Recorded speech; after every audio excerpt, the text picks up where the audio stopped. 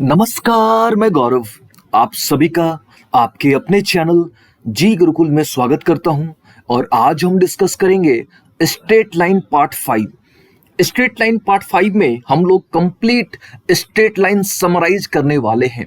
यानी आज की क्लास में हमने अभी तक जो जो पढ़ा उसको हम लोग समराइज करेंगे, ठीक है। लेकिन सबसे पहले हमने उन टॉपिक को डिस्कस करना होगा जिन टॉपिक को अभी तक हमने कवर नहीं किया, ठीक है। जैसे अभी तक हमने रिडक्शन किस प्रकार से करा जाता है, ठीक है, रिडक्शन किस प्रकार से करा जाता है ये अभी तक हमने डिस्कस नहीं किया। हमने ये डिस्कस नहीं किया कि पॉइंट और लाइन के बीच में किस प्रकार से डिस्टेंस कैलकुलेट करा जाता है, पैरेलल लाइन के बीच में डिस्टेंस किस प्रकार से कैलकुलेट करा जाता है, ठीक है। तो कुछ पॉइंट्स हमने स्किप कर दिया था, ठीक है। तो सबसे पहले हम लोग इन 2-3 पॉइंट्स को कवर कर लेते हैं, ठीक है। तो देखिए, सबसे पहले आपको क्या ध्यान रखना है, सबसे पहले आपको ध्यान रखना है स्टैंडर्ड फॉर्म कि भैया स्टैंडर्ड फॉर्म होता क्या है, ठीक है।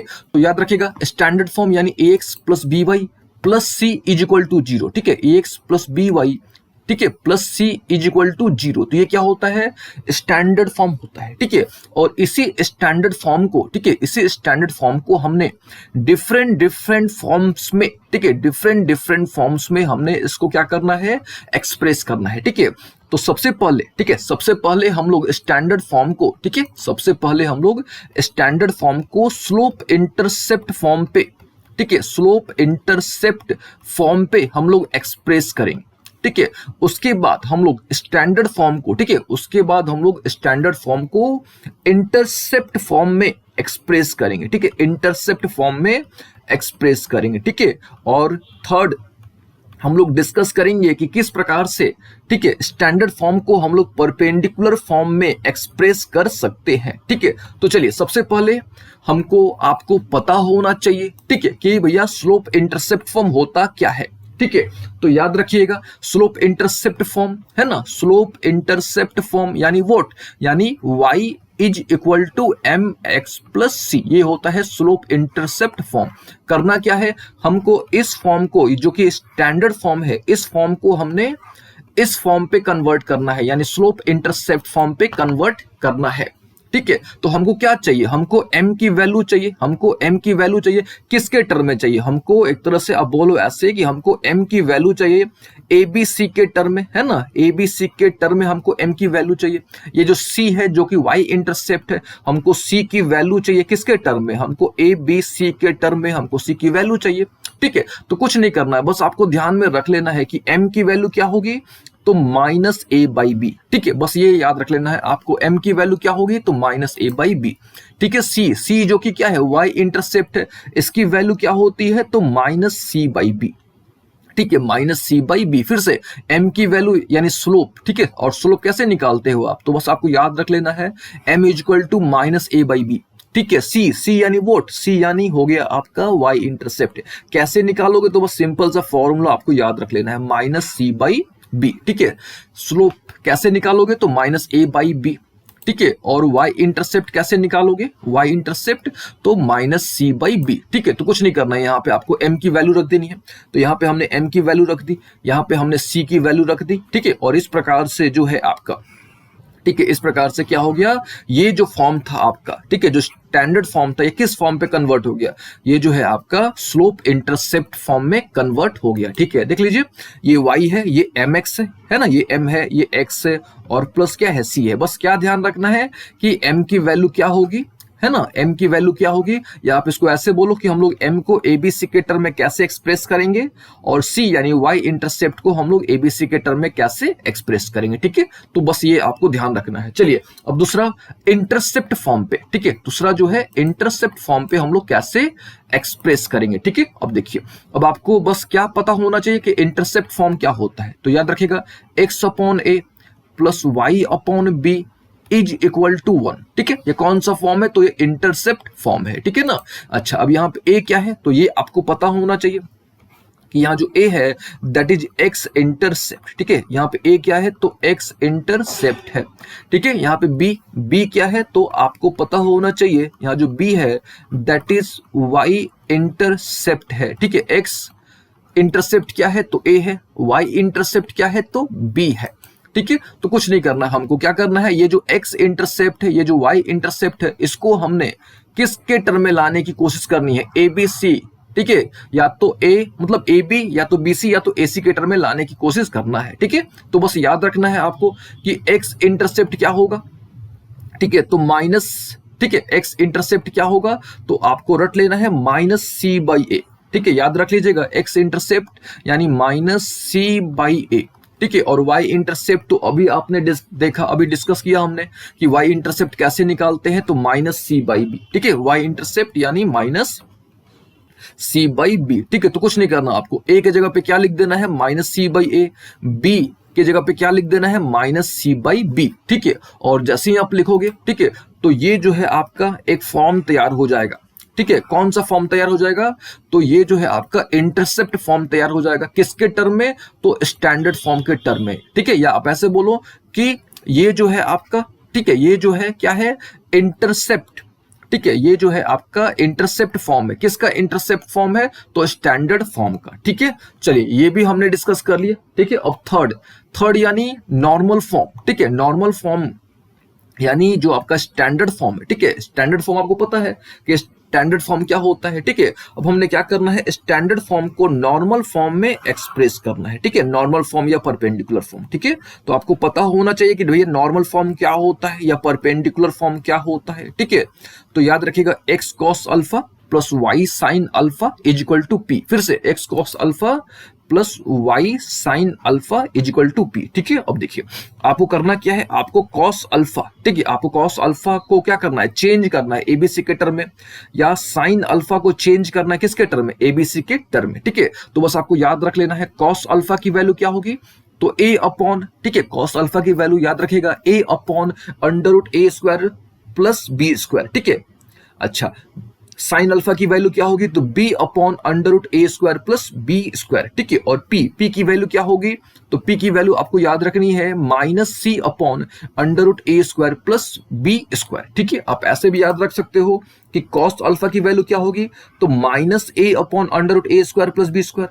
साइन अल्फा की वैल्यू क्या होगी, तो minus B upon under A square plus B square. और p की वैल्यू क्या होगी, तो c अपॉन अंडर रूट ए स्क्वायर प्लस बी स्क्वायर, ठीक है। और आपको यही याद रखना है, क्यों, क्योंकि यहाँ पे p क्या है, डिस्टेंस है, और डिस्टेंस जो होता है वो नेगेटिव यहाँ पे नहीं होगा, ठीक है।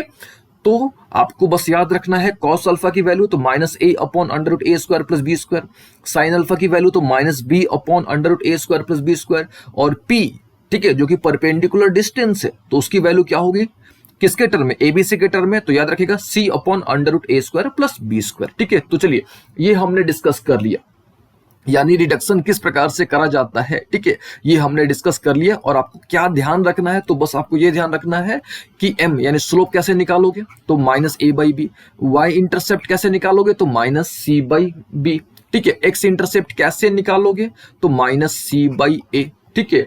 कॉस अल्फा कैसे निकालोगे, ठीक है, तो माइनस ए अपॉन अंडर रूट ए square plus B square. Sine alpha कैसे निकालोगे, तो माइनस बी अपॉन, ठीक है, minus B upon under root ए square plus B square. P कैसे निकालोगे, तो सी अपॉन अंडर रूट ए स्क्वायर प्लस बी स्क्वायर, ठीक है। चलिए, यानी हमने रिडक्शन कैसे करा जाता है ये तो हमने डिस्कस कर लिया, ठीक है। अब बात आती है कि पॉइंट और लाइन के बीच में क्या डिस्टेंस है, कैसे डिस्टेंस निकाला जाए पॉइंट और लाइन के बीच में, फिर पैरेलल लाइन के बीच में डिस्टेंस कैसे कैलकुलेट करा जाए, ठीक है। अब देखिए, तो मान लीजिए कि आपके पास क्या है, एक लाइन है, ठीक है, ये क्या हो गया, आपके पास एक लाइन हो गया और यहाँ पे एक पॉइंट हो गया P, ठीक है। और हमको क्या करना है, इन दोनों पॉइंट और लाइन के बीच का डिस्टेंस कैलकुलेट करना है, ठीक है, डिस्टेंस, ठीक है। तो कुछ नहीं करना है आपको, ठीक है, बस आपको याद रखना है कि लाइन यानी स्ट्रेट लाइन का स्टैंडर्ड फॉर्म क्या होता है, तो याद रखिएगा ax plus b y plus c is equal to 0 होता है, ठीक है। बस ये आपको ध्यान में रखना है, ठीक है। और आपको लाना क्या है, d, ठीक है।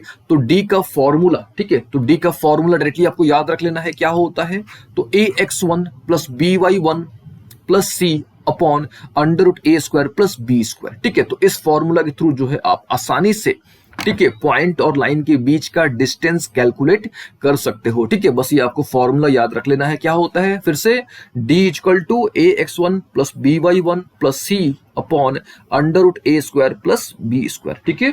और यहाँ पे एबीसी क्या है तो आपको पता है, यहाँ पे एबीसी क्या है, ए क्या है कॉफिशिएंट है एक्स का, ठीक है, बी क्या है तो कॉफिशिएंट है वाई का, और सी आपको पता है, ठीक है। और x1 y1 क्या है तो कोऑर्डिनेट्स है, किसके कोऑर्डिनेट्स हैं तो आपका पॉइंट पी का। चलिए ये हो गया।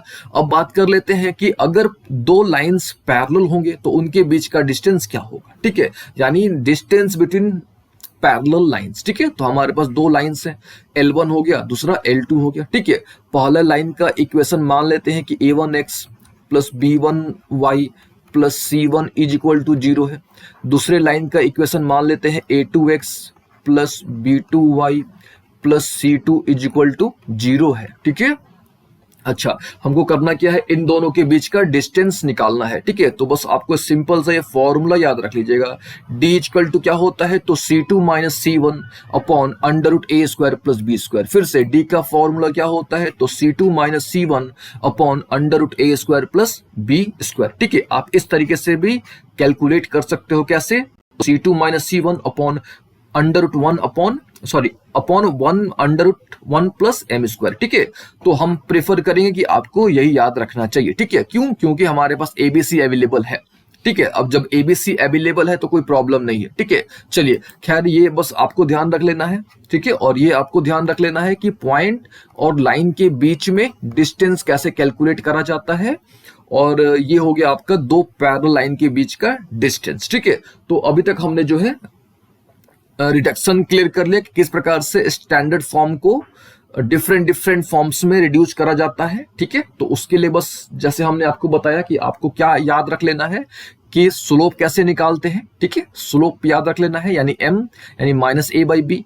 y इंटरसेप्ट कैसे निकालना है, x इंटरसेप्ट कैसे निकालना है, कॉस अल्फा साइन अल्फा, और p कैसे निकालना है, ठीक है। और यहाँ पे जो हमने बताया पॉइंट और लाइन के बीच का डिस्टेंस, और यहाँ पे जो हमने डिस्कस किया कि दो पैरेलल लाइन के बीच का डिस्टेंस, ठीक है। चलिए ये सब तो हमने क्या कर लिया, जो हमने स्किप करा था, जो हमने अभी तक नहीं कवर किया था उसको हमने कवर कर लिया। अब हम लोग क्या करते हैं शुरू से, ठीक है, कंप्लीट अभी तक हमने जितना पढ़ा उसको हम लोग समराइज कर लेते हैं, ठीक है। अब हम पूरे चैप्टर को समराइज करते हैं, यानी अभी तक हमने जो पढ़ा एक बार हम लोग उसको शॉर्ट में रिकॉल करते हैं, ठीक है। तो देखिए सबसे पहले हमने आपको, ठीक है, सबसे पहले हमने आपको स्लोप के बारे में बताया था, ठीक है, स्लोप या ग्रेडियंट, ठीक है। हमने आपको डिफरेंट वेज के थ्रू बताया था, ठीक है। हमने बताया था कि भैया राइज और रन का रेशियो है ना, y2 minus y1 upon x2 minus x1। हमने आपको tan थीटा भी बताया था कि भैया स्लोप यानी tan थीटा, ठीक है। हमने आपको स्लोप के बारे में बताया था, हमने बताया था कि स्लोप जो होता है इंक्लिनेशन को इंडिकेट करता है, स्टेपनेस को इंडिकेट करता है, और स्लोप को m से हम लोग डिनोट करते हैं, ठीक है। फिर हमने पॉजिटिव स्लोप के बारे में आपको बताया था, हमने बताया था कि अगर आप लेफ्ट से राइट जाते हो, ठीक है, लेफ्ट से राइट जाते हो और ऊपर की तरफ जाते हो तो पॉजिटिव स्लोप, लेफ्ट से राइट जाते हो और नीचे की तरफ जाते हो तो नेगेटिव स्लोप, ठीक है। फिर हमने आपको बताया था जीरो स्लोप के बारे में, हमने बताया था कि अगर लाइन जो है वो पैरेलल है एक्स एक्सिस के तो जीरो स्लोप। हमने बताया था कि अगर लाइन जो है आपका वाई एक्सिस के पैरेलल है तो अनडिफाइंड स्लोप, ठीक है। फिर हमने डिस्कस किया था कि अगर दो लाइन से दोनों का स्लोप अगर बराबर है तो दोनों लाइंस पैरेलल होंगे। हमने बताया था कि अगर दो लाइन से, ठीक है, दो लाइन से दोनों का स्लोप का प्रोडक्ट अगर -1 है तो दोनों लाइंस क्या होंगे, परपेंडिकुलर होंगे, ठीक है। फिर हमने डिस्कस किया था स्टैंडर्ड फॉर्म के बारे में, जनरल फॉर्म के बारे में, है ना, कि स्ट्रेट लाइन का जनरल फॉर्म क्या होता है। तो याद रखिएगा ax plus b y plus c equal to 0, ठीक है। a 0 नहीं होना चाहिए किसी भी कंडीशन में, ठीक है, b भी 0 नहीं होना चाहिए, ठीक है। हमने आपको बताया था कि एवरी 1 डिग्री इक्वेशन, है ना, हर एक 1 डिग्री इक्वेशन जो होता है वो स्ट्रेट लाइन को रिप्रेजेंट करता है, ठीक है। फिर हमने आपको बताया था कि आप स्लोप जो है माइनस a बाई बी के थ्रू भी कैलकुलेट कर सकते हो, आप जो है y intercept minus c by b के थ्रू कैलकुलेट कर सकते हो, ठीक है। फिर हमने स्लोप इंटरसेप्ट फॉर्म के बारे में बताया था, है ना, स्लोप इंटरसेप्ट फॉर्म के बारे में। तो याद रखिएगा स्लोप इंटरसेप्ट फॉर्म क्या होता है, ठीक है। तो स्लोप इंटरसेप्ट फॉर्म होता है y equal to mx plus c, है ना, y equal to mx plus c, ठीक है। अच्छा ये y इंटरसेप्ट के टर्म में है ना, ये जो है y इंटरसेप्ट के टर्म में है। इसको आप x इंटरसेप्ट के टर्म में भी लिख सकते हो, तो कैसे लिखोगे, तो y equal to m times x minus d, ठीक है। तो ये किस फॉर्म में हो गया, तो ये हो गया आपका एक्स इंटरसेप्ट के फॉर्म पे, ठीक है। फिर हमने डिस्कस किया था कि अगर लाइन एक पॉइंट से पास करेगा तब उसका इक्वेशन क्या होगा, तो यही याद रखिएगा, ठीक है। हमने आपको सिंपल बताया था m इक्वल टू होता है y minus y1 upon x minus x1, cross करोगे तो ये मिल जाएगा, ठीक है। तो याद रखिएगा कि अगर लाइन आपका एक पॉइंट से पास करेगा तो इक्वेशन क्या होता है, ठीक है।